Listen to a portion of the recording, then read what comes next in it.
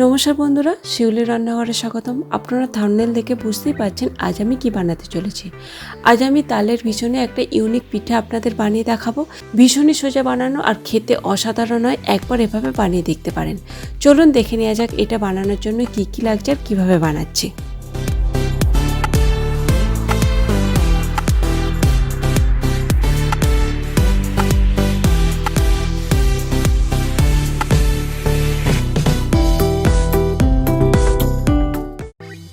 তালের এই পিঠেটা বানানোর জন্য কড়াটা গরম করে নিয়েছি। এবার তালের এই পাল্পটা দিয়ে দেব, তবে বেশি লাগবে না, অল্প হলেই হয়ে যাবে। এটা আগে থেকে জাল দেওয়া ছিল, তবু আর একবার ভালো করে জাল দিয়ে নেব। গ্যাসের আঁচটা লো টু মিডিয়ামে রেখে তালটাকে একটু গরম করে নিতে হবে।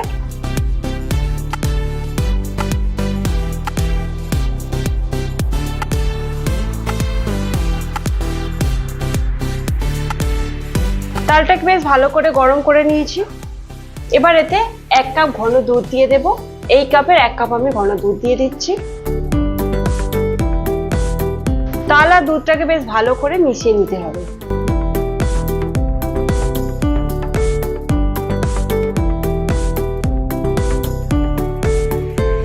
দুধ আর তাল বেশ ভালো করে মিশিয়ে নিয়েছি। আপনারা চাইলে এই রেসিপিটার জন্য নারকেল কোড়াও দিতে পারেন, কিন্তু আমি নারকেল কোড়া দেব না। এবার এতে সুজি দিয়ে দেব। আমি এখানে 1 কাপের একটু কম সুজি নিয়েছি, আপনারা চাইলে পুরো 1 কাপ সুজি নিয়ে নেবেন। এবার অল্প অল্প করে ঢালবো আর নাড়তে থাকবো। এইভাবে একটু ঢেলে ঢেলে নেড়ে নিতে হবে। অল্প অল্প করে ঢালবো আর নাড়াচাড়া করে নেব। এবার এতে একটু লবণ দিয়ে দেব, একদম সামান্য লবণ দিয়ে দেব। লবণটাকে ভালো করে মিশিয়ে নিতে হবে আর ভালো করে নাড়াচাড়া করে একটা ডো বানিয়ে নিতে হবে। গ্যাসের আঁচটা লো রেখে এই কাজটা করতে হবে। এইভাবে নাড়াচাড়া করেই ডো বানিয়ে নিতে হবে।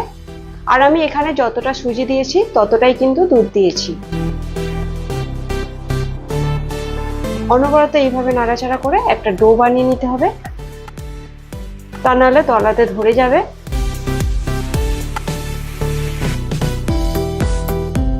ডোটা আমার বানানো হয়ে গেছে। এবার একটা জায়গায় ঢেলে নেব। ডোটা আমার তৈরি হয়ে গেছে। এবার একটা জায়গায় ঢেলে রাখবো আর এটা কিছুক্ষণ ঠান্ডা করে নেব।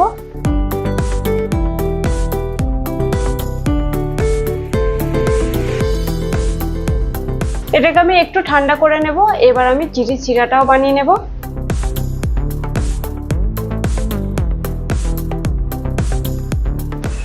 সিরাটা বানানোর জন্য এখানে মেজারমেন্ট কাপের 1 কাপ জল নেব।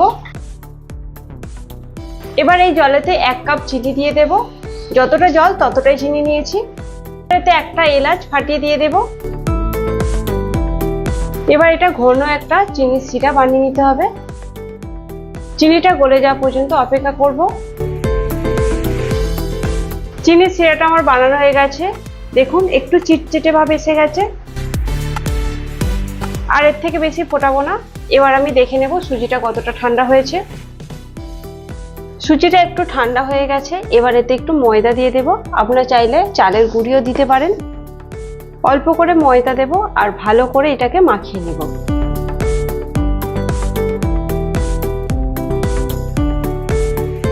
যদি আরো ময়দা লাগে সেটাও তাহলে নিয়ে নিতে পারেন।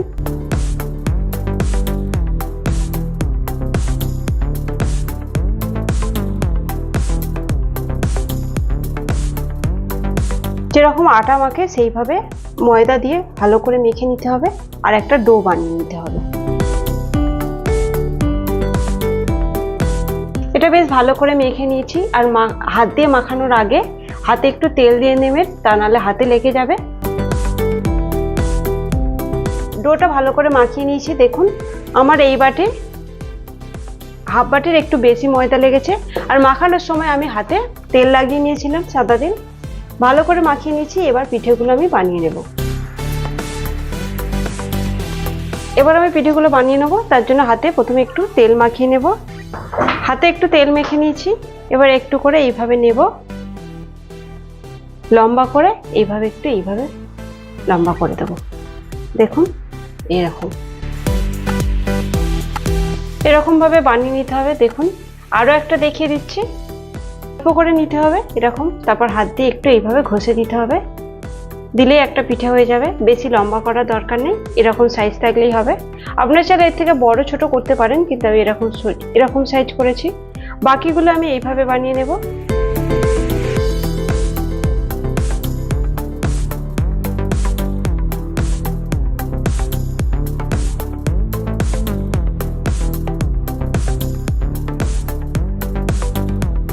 কিছুটা বানিয়ে নিয়েছি।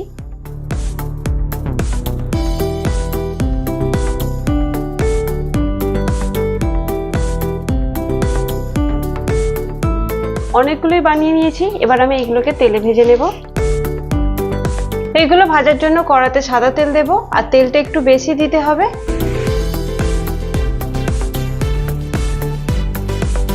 তেলটা ভালো করে গরম করে নিয়েছি। এবার আমি এইগুলোকে ভেজে নেব, তবে একবারে সব ভাজবো না।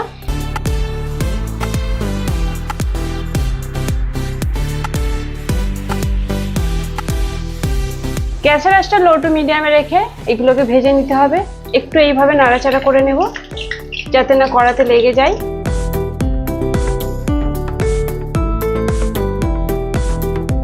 লাল লাল করে ভেজে নিয়েছি। দেখুন কত সুন্দর ভাজা হয়েছে, আর একটু ফুলে ফুলে গেছে। এর থেকে বেশি ভাজবো না, আর ভাজতে বেশিক্ষণ সময় লাগলো না। এবার তেল ঝরিয়ে একটা জায়গায় কিছুক্ষণ রেখে দেবো, তারপর রসে ডুবিয়ে দেব।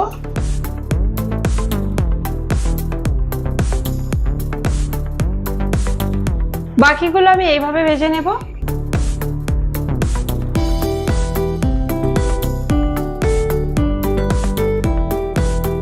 এবার আমি এইগুলোকে রসে ডুবিয়ে নেব, তবে বেশিক্ষণ রসে দেব না, 1.5 থেকে 2 মিনিট রসে ডুবিয়ে রেখে দেব এইভাবে। এগুলো ভাজা হয়ে গেল। এবার তেল ঝরিয়ে একটা জায়গায় রেখে দেব।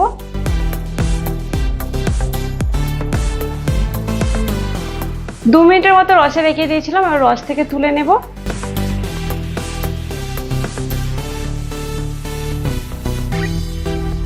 বাকিগুলো আমি রসে এইভাবে ডুবিয়ে রাখবো, মিনিটের মতো রেখে দেব। সবগুলো আমার ভাজা হয়ে গেছে, এবার তুলে রাখবো।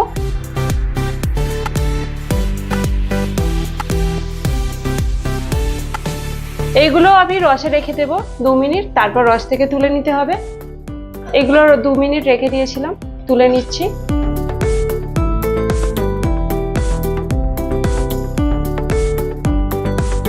আজ আমি খুবই সহজভাবে তালের এই ইউনিক পিঠাটা আপনাদের বানিয়ে দেখালাম। দেখুন কত সুন্দর দেখতে লাগছে, আর খেতে অসাধারণ হয়েছে। একটা ভেঙে দেখিয়ে দিচ্ছি, দেখুন কতটা নরম হয়েছে।